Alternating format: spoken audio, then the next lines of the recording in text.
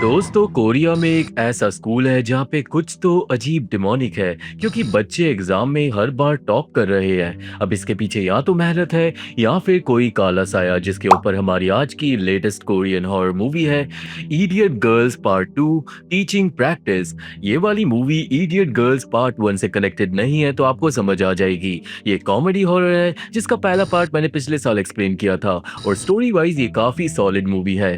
Funny, अजीब और demonic सब मिलेगा आपको, तो वीडियो को पूरा लास्ट तक देखना। आप देख रहे हो मोनिका का जो बेस्ट और रिकैप चैनल है और ड्रिल सिंपल है कि आप लाइक करो, शेयर करो और सब्सक्राइब करो। ये चीज आपके लिए बिल्कुल फ्री है और मेरी बहुत मदद करती है। तो जल्दी से वीडियो पे 1000 लाइक का टारगेट पूरा कर दो क्योंकि अब हम देखने जा रहे हैं बेवकूफ लड़कियों की शैतानी कहानी। मूवी शुरू होती है क्रीपी गाने के साथ, कागो में कागो में। ये एक जापानीज गेम है जिसको जोड़ा जाता है डिमोनिक शक्तियों से, जबकि ऐसा कुछ रियल में है नहीं, पर गाना काफी क्रीपी है। हम देखते हैं 3 लड़कियां कागो में गा रही है और कर रही है एक अजीब सा शैतानी रिचुअल। गाना खत्म होने के बाद कमरे में रखा हुआ एक शीशा अपने आप हिलने लगता है और शीशे में से आती है डिमोनिक आवाज, अंदर आ जाओ। तीनों लड़कियां हो जाती है खुश और वो लिटरली शीशे के अंदर चले जाती है। सीन आता है कांग नाम की एक इंटर्न टीचर पे जो अपनी टीचिंग प्रैक्टिस के लिए आई है स्कूल में। टीचर्स के लिए लिटरली वेलकम बैनर लगाया हुआ था। देन स्कूल का प्रिंसिपल सारे इंटर्न टीचर्स को लेक्चर देता है, समझाता है कि कैसे इन टीचर्स को बस शांत रहना है, पढ़ाना है, पढ़ना है और कोई मुसीबत खड़ी नहीं करनी। ये स्कूल बहुत पुराना है और इसके ट्रेडिशंस को बचाना हर टीचर का कर्तव्य है। मीटिंग के बाद कांग मिलती है एनजिंग से जो उसकी सीनियर टीचर है। एनजिंग ही कांग की मदद करेगी पूरी इंटर्नशिप के दौरान और ये औरत दिल की काफी साफ थी। वो कांग को देती है उसका बैच और अब शुरू हो जाता है कांग का पहला दिन। कांग दिन थोड़ा स्कूल में इधर उधर घूमती है और उसे गार्डन में पड़ा हुआ मिलता है एक मरा हुआ कौवा। वो उसे देख ही रही थी कि तभी पास से निकलती हैं 3 अजीब लड़कियां। फिलहाल के लिए कांग उन पे ध्यान नहीं देती। नेक्स्ट सीन में कांग एनजिंग के साथ थी। हमें पता चलता है कि कांग भी इसी स्कूल से पढ़कर निकली है और एनजिंग उसकी क्लास टीचर थी पास्ट में, पर एनजिंग के हिसाब से ये स्कूल अब हद से ज्यादा बदल चुका है जिसके बारे में कांग को जल्दी ही पता चल जाएगा। वो दोनों दिन क्लास में एंटर करती है। एनजिंग बच्चों को इंट्रोड्यूस करवाती है कांग से, पर कांग हेलो नहीं बोलती क्योंकि उसकी नजर थी एक लड़की पे जो मैडम की बात नहीं सुन रही थी, गाने सुन रही थी। कांग तुरंत उस लड़की को डांटने लगती है पर लड़की की जबान चलने लगती है कैंची की तरह। कांग भड़क जाती है और वो भागती है लड़की की तरफ चंडालनी बन के। एनजिंग चिल्लाती है कि भाई रुक जा, पर देर हो जाती है और कांग उड़ती है हवा में और मारती है उस लड़की को 440 वोल्ट का एक चाटा जो लैंड करता है सीधा टीचर्स रूम में जहाँ पे वो लड़की अपने पापा को लेकर आ गई थी। उसका पापा कोई बड़ी तोप था तो वो टीचर्स को खूब डांट मारता है। वो टीचर्स को ऐसे एक्ट करवाता है जैसे उस पे कोई जादुई शक्तियां हो और टीचर्स को एक्ट करना पड़ता है क्योंकि वो लोग बच्चों पे हाथ नहीं उठा सकते। बात दिन पहुंच जाती है प्रिंसिपल पे जो कांग को और सुनाता है। वो साफ बोल देता है कि आगे से ऐसा कुछ भी हुआ तो उसकी नौकरी चली जाएगी। कांग को चुपचाप अपनी इंटर्नशिप करनी है और फिर यहाँ से चले जाना है बिना ड्रामे करे। और जो कांग थी वो काइंड ऑफ लड़ाकू लड़की थी। हालांकि वो फिलहाल माफी मांगती है और चले जाती है। वो दोबारा बाहर थी जब उसे दिखाई देती है सेम अजीब लड़कियां। इस बार कांग लड़कियों के पीछे जाती है और जल्दी उसे सुनाई देने लगता है कागो में वाला शैतानी गाना। वो देखती है कि लड़कियां कर रही हैं एक अजीब रिचुअल बंद क्लासरूम में। गाने की आवाज से कांग मंदहोश हो जाती है और उसे एक अजीब औरत दिखाई देती है अपने सपने में। देन कांग जाग जाती है और उसे लगता है कि जो उसे सब देखा वो सब एक सपना था। आज अब स्कूल में कांग प्रिंसिपल के पास जाने वाली थी जब ऑफिस से बाहर निकल कर आती है वही लड़कियां। फाइनली कांग इनके नाम पढ़ती है जो थे आओई, रिको और हारुका। और हाँ, ये तीनों लड़कियां जापानीज थी। लड़कियों के जाने के बाद कांग प्रिंसिपल को देती है अपना माफीनामा कल की कांड के लिए। वो दिन जाके सर्च करती है जापानीज लड़कियों के बारे में। उसे पता चलता है कि ये तीनों लड़कियां ब्लैक स्काई ब्लैक मैजिक नाम के क्लब की मेंबर्स है। तभी एनजिंग आती है और वो बताती है कि ये लड़कियां बहुत ज्यादा इंटेलिजेंट है। इन तीनों ने नेशनल लेवल के एग्जाम्स को टॉप किया है और स्कूल का नाम रोशन किया है। इनका मुकाबला कोई भी बच्चा नहीं कर सकता। पर एनजिंग के हिसाब से ये लड़कियां पढ़ाई में टॉप करने के लिए काले जादू का इस्तेमाल कर रही है और स्कूल की अथॉरिटीज इस बारे में अच्छे से जानती है, पर वो लोग कुछ नहीं कर रहे क्योंकि भाई उनके स्कूल का हर जगह नाम रोशन हो रहा है।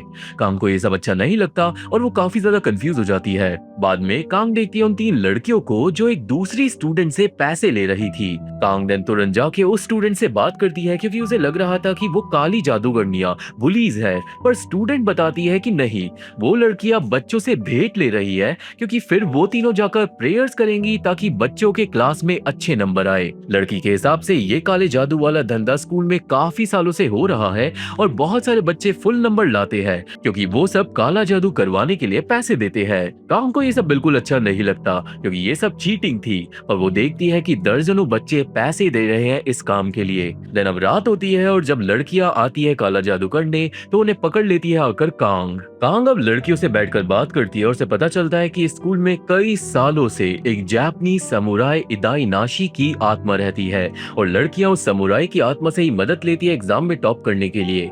ऐसा करने के लिए वो खेलती है कागो में और चले जाती है एक दूसरी दुनिया में, जहाँ पे वो मिलती है सामुराई की आत्मा से। कांग को ये सब सुनने में ही डेंजरस लग रहा था, पर वो जानती थी कि लड़कियां उसकी नहीं सुनेंगी, तो कांग तीनों को बोलती है उसे भी दूसरी दुनिया में ले जाने के लिए, क्योंकि कांग को भी इदाई नाशी से मिलना था और अपने सवालों के जवाब मांगने थे। लड़कियों के हिसाब से इदाई नाशी नॉर्मल इंसानों से नहीं मिलता, और इसलिए कांग एक कागज पे लिख देती है अपना सवाल। वो लड़कियों को बोलती है कागज को इदाई नाशी को देने के लिए, क्योंकि लड़कियां दावा कर रही थी कि इदाई नाशी हर सवाल का जवाब जानता है, तो ऑब्वियसली उसे इस सवाल का जवाब भी पता होगा। पर यहाँ पे कांग साफ बोल देती है कि अगर कल तक उसे जवाब नहीं मिला तो वो बुलडोजर लाएगी और वो पूरे स्कूल को तोड़ देगी, क्योंकि वो नहीं चाहती कि उसके बच्चे काला जादू करे।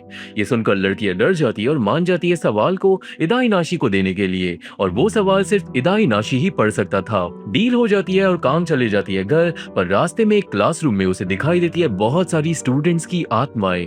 वो आत्माएं कांग को डराकर जगा देती है और कांग को फिर से लगता है कि उसने सपना देखा। नाउ आज स्कूल में कांग के पास आती है हारुका और रिको, जो टेंशन में थी।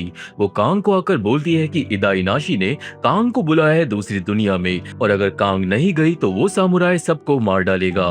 दोस्तों ऐसा इसलिए हुआ क्योंकि कांग ने सवाल नहीं भेजा था, उसने कागज पे इदाई नाशी के लिए बेइज्जती करने के लिए एक ड्राइंग बनाकर भेजी थी, जिसपे लिखा था कि मेरे स्टूडेंट से दूर रहे। इस बात से इदाई नाशी को अब गुस्सा आ गया था, और इतना ही नहीं, इदाई नाशी ने तीसरी लड़की आओई को किडनैप कर लिया था, और अब कांग इदाई नाशी से नहीं मिली तो पहले आओई मारी जाएगी एंड देन बाकी दोनों लड़कियां, जिससे होश उड़ जाते हैं अब कांग के।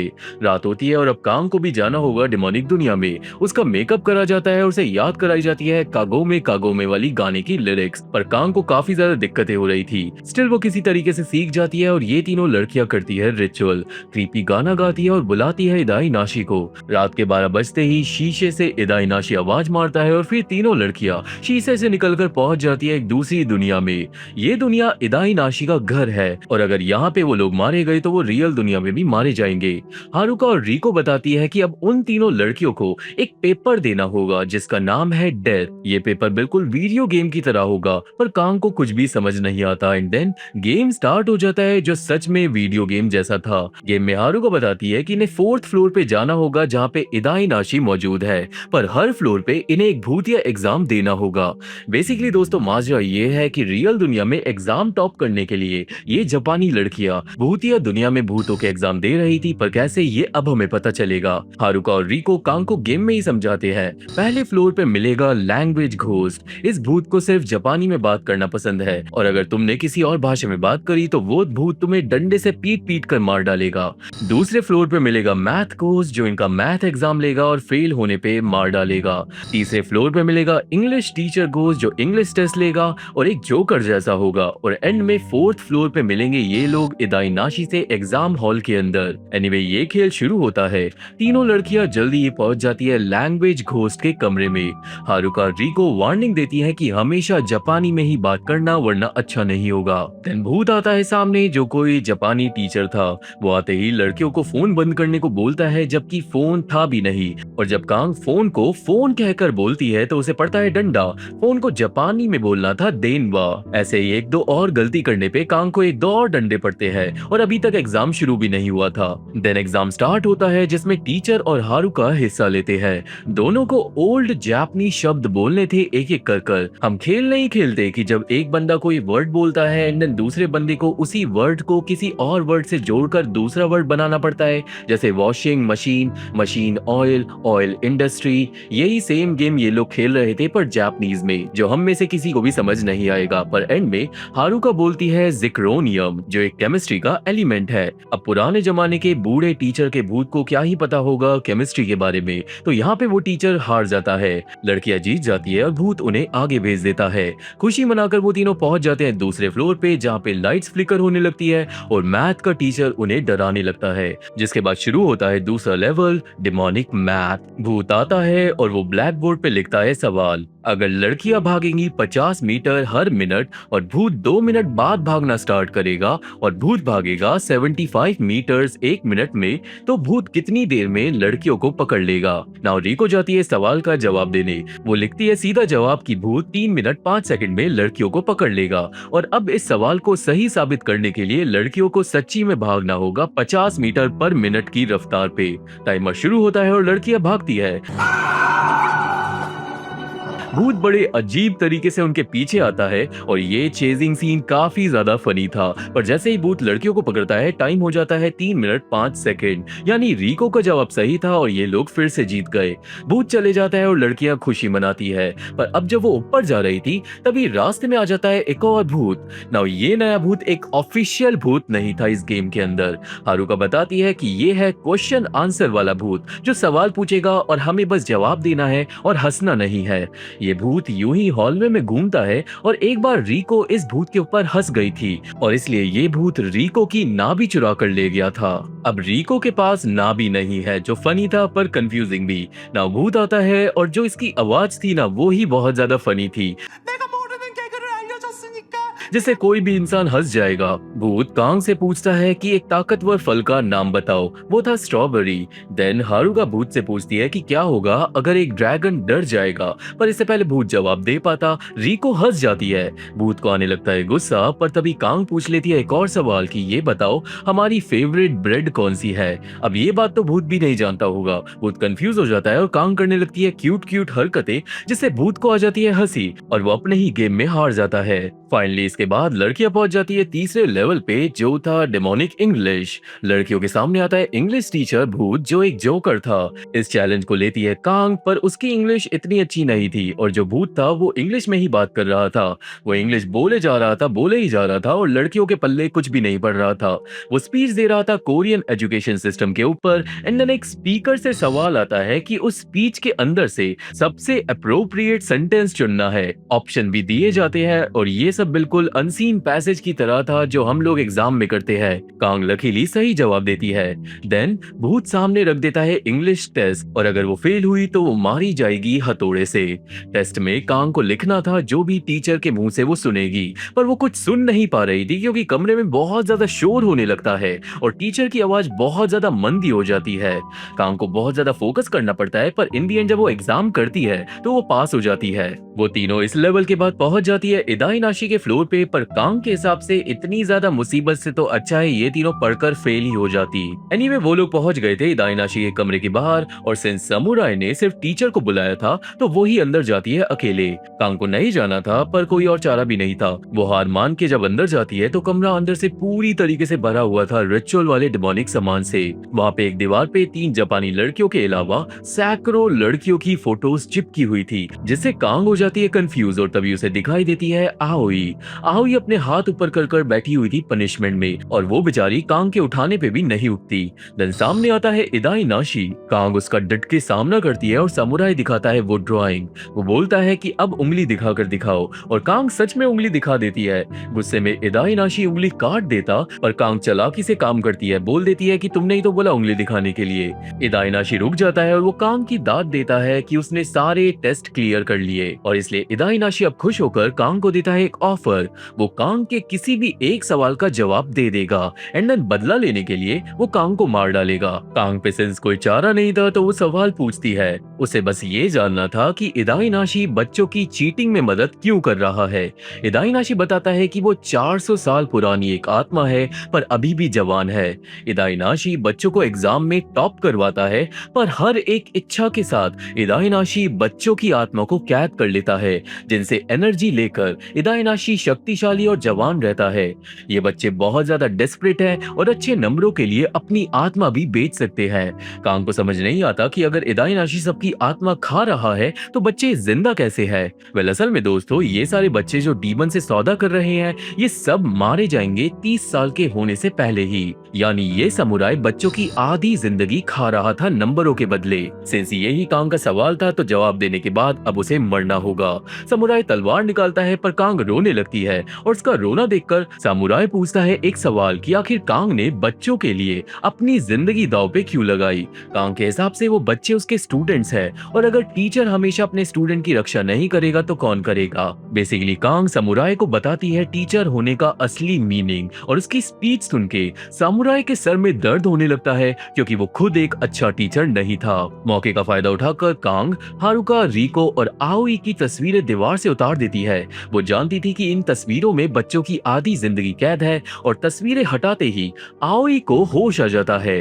कांग आओई को संभालती है पर तभी इदाई नाशी बदल जाता है एक बूढ़े डीमन में क्योंकि यही उसका असली रूप था। डिमोनिक समुराई से बच के भागती है अब लड़कियां।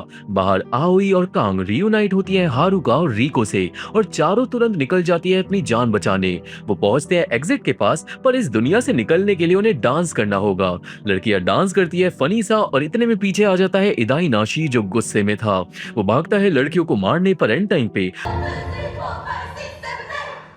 लड़कियां गायब होकर आ जाती हैं रियल दुनिया में। फाइनली डिमोनिक खेल खत्म। चारों लड़कियां खुशी मनाती है और यहाँ से सीन आता है पास्ट में जहाँ पे खुलेगी काले जादू की सच्चाई। हमें पता चलता है कि हारुका, आओई और रिको तीनों लड़कियां पढ़ने में बहुत कमजोर थी।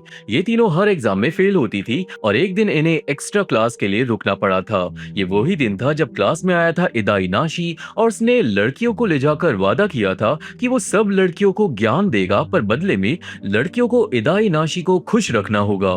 लड़कियों को नहीं पता था कि वो डीमन उनकी आत्माओं के पीछे है। नाउ प्रेजेंट में अब सब ठीक हो गया था और तीनों लड़कियां कांग से माफी मांगती हैं ये डिमोनिक काम करने के लिए। कांग समझाती है कि वो भी पढ़ाई में कमजोर थी पर आज वो कामयाब औरत है तो इन लड़कियों को भी हार नहीं माननी चाहिए और पढ़ाई करते रहना चाहिए। स्पीच के बाद कांग को सपना आता है जिसमें वो देखती है इदाई नाशी को और जाग जाती है। कुछ डिमोनिक अभी भी बाकी था। कांग अब वापस स्कूल जाती है और आज लड़कियां काफी खुश लग रही थी पर जल्दी ही शोर होने लगता है पूरे स्कूल में। सब भागते हैं देखने की क्या हुआ और उनकी आंखें फटी की फटी रह जाती है क्योंकि दोस्तों क्लास में सारी लड़कियां आंखें बंद कर डेस्क पे खड़ी थी। देन कमरे में आती है एक और लड़की जो पोजेस्ड थी इदाई नाशी के द्वारा। लड़की बोलने लगती है कि उसका नया नाम है माका और माका इदाई नाशी की तरफ से मैसेज लाई है। दोस्तों डीमन ने फिर से बुलाया था इन लड़कियों को दूसरी दुनिया में और अगर ये नहीं गई तो वो सारी लड़कियां मारी जाएंगी जिन्होंने अच्छे नंबर के लिए अपनी आत्माएं दान करी थी। हारुका, मिको, आओई और कांग के होश उड़ जाते हैं और वहीं टीचर्स रूम में हल्ला मच जाता है। प्रिंसिपल आकर सबको बोलता है कि बाहर की दुनिया में किसी को भी कुछ भी पता नहीं चलना चाहिए इस डिमोनिक पंगे के बारे में। एंजिंग भी रो रही थी और जब कांग पूछती है कि क्या हुआ तो एंजिंग बताती है पास्ट की बात। दोस्तों पास्ट में काफी सालों पहले जब बच्चों को स्कूल में मारना अलाउड था तो एंजिंग ने एक लड़की को डंडे से पिटाई लगाई थी क्योंकि वो ध्यान नहीं दे रही थी क्लास में। इसके बाद स्कूल में आ गया था उस लड़की का पापा और उसने उल्टा एंजिंग को ही चाटा मारा था और उसी दिन से प्रिंसिपल ने सारे टीचर्स को बोल दिया था कि कोई भी बच्चों पे हाथ नहीं उठाएगा। उस खराब टाइम पे ही इदाई नाशी आया था टीचर्स के सामने और उसने टीचर्स और प्रिंसिपल को वादा किया था कि वो बच्चों के ग्रेड सुधार देगा। बस प्रिंसिपल को इदाई नाशी के काम में टांग नहीं अड़ानी। यानी प्रिंसिपल और टीचर्स को इदाई नाशी के बारे में बहुत पहले से पता था। उन्होंने डीमन से डील कर रखी थी ताकि बच्चों के नंबर अच्छे आए और अब प्रेजेंट में एंजिंग दुखी है क्योंकि उसे पास में इस डिमोनिक काम को रुकवा देना चाहिए था। कांग बोलती है कि चिंता ना करने के लिए क्योंकि वो आज दोबारा डीमन के पास जाएगी और इस बार उसे हमेशा के लिए खत्म कर देगी क्योंकि अगर कांग बेइज्जती वाली ड्राइंग बनाकर भेजती ही नहीं डीमन के लिए तो ये सब होता ही नहीं। ये सुन के टीचर निकालती है एक पुरानी किताब और सुनाती है एक और कहानी। दोस्तों इदाई नाशी कोरिया में आया था उस दिन जब जापान ने कोरिया पे हमला किया था। वो एक महान टीचर की आत्मा थी 400 साल पुरानी जिसे काला जादू करने का शौक था। देन 1911 में जापान ने कोरिया कोरिया के लिए एजुकेशन सिस्टम बनाया था, पर वो सिस्टम बच्चों को पढ़ाई की बजाय डिग्रेड कर रहा था और इसलिए कोरिया में हर जगह स्टूडेंट्स ने बुक स्टोर बनाने लग गए थे, लाइब्रेरीज बनाने लग गए थे रेवोल्यूशन के लिए। हालांकि जापान के सैनिकों ने उन बिल्डिंग्स को जला डाला था क्योंकि वो कोरिया के बच्चों को एजुकेट नहीं होना देना चाहते थे। उसी लड़ाई के बीच में इदाइनाशी आया था इस स्कूल की लाइब्रेरी को बचाने के लिए।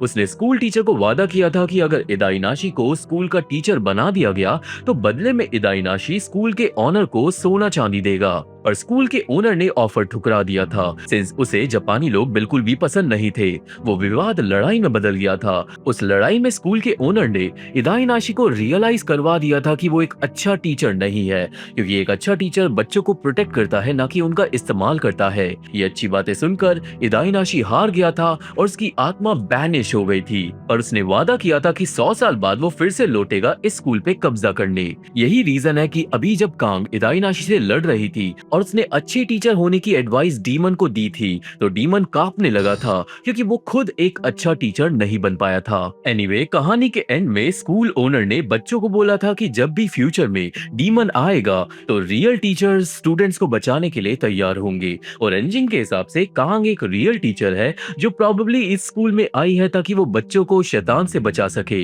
ये लड़ाई कांग की डेस्टिनी थी, और इस लड़ाई को लड़ने के लिए एंजिन उसे देती है स्कूल ओनर का डंडा, जिससे उसने पास्ट में इदाइनाशी को हराया था।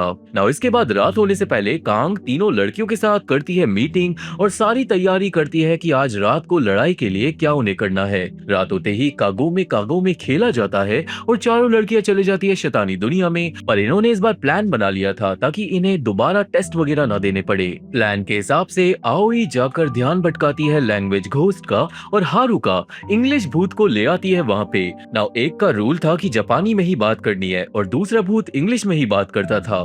तुरंत दोनों में लड़ाई होने लगती है। लैंग्वेज घोस्ट इंग्लिश घोस्ट को हर सेंटेंस पे डंडे से मारने लगता है और लड़कियां वहां से भाग जाती है। वही कांग थी क्वेश्चन आंसर वाले भूत के पास। थोड़े सवाल जवाब के बाद कांग सुनाती है एक चुटकुला जिससे भूत हंसने लगता है, और तभी आ जाती है रिको। वो भी सवाल जवाब खेलने में जुड़ जाती है, पर रिको अपने साथ लाई थी मैथ घोस्ट को। रिको ने मैथ के सवाल का जवाब गलत दिया था जानबूझकर, पर इससे पहले भूत रिको को मार पाता, क्वेश्चन आंसर वाला भूत मैथ के भूत से सवाल जवाब करने लगता है। दोनों एक दूसरे से अजीब अजीब सवाल करने लगते हैं और एंड में लड़ने लगते हैं। प्लान फिर से काम कर गया और लड़कियां फिर से वहां से भाग जाती हैं। सब रियूनाइट होते हैं और अब फाइनल लड़ाई के लिए कांग जाती है इदाइनाशी से लड़ने, पर डीमन वहां पे नहीं था क्योंकि डीमन था हॉलवे में जहाँ पे उसके चारों चमचे आपस में ही लड़ रहे थे। ये देखकर इदाइनाशी को गुस्सा आ जाता है और वो चारों भूतों को एक ही तलवार के वार से मार डालता है। वही कांग शैतानी दीवार के ऊपर से सारी लड़कियों की फोटोज उतारकर उन्हें मुक्त कर रही थी श्राप से, और तभी कमरे में होने लगती है हलचल और कमरे में आने लगती है डीमन की आवाज। वो कांग को बोलता है कि उसने 100 साल पहले भी कांग जैसे एक टीचर से पंगा लिया था पर वो हार गया था, हालांकि इस बार वो नहीं हारेगा। इदाइनाशी सामने आता है और कांग उसे डंडे से मारती है, पर उस पर जरा सा भी फर्क नहीं पड़ता। वो डीमन अपनी तलवार से डंडे के 2 टुकड़े कर देता है। देन जब कांग को कुछ समझ नहीं आता कि वो क्या करे, तो वो घुटनों पे गिर जाती है और ऑफर करती है कि मेरी आत्मा ले लो और बच्चों को छोड़ दो। पर इस प्लान पे इदाइनाशी हंसने लगता है। वो डीमन ऑलरेडी लड़कियों का प्लान जानता था क्योंकि पूरे दिन माँ का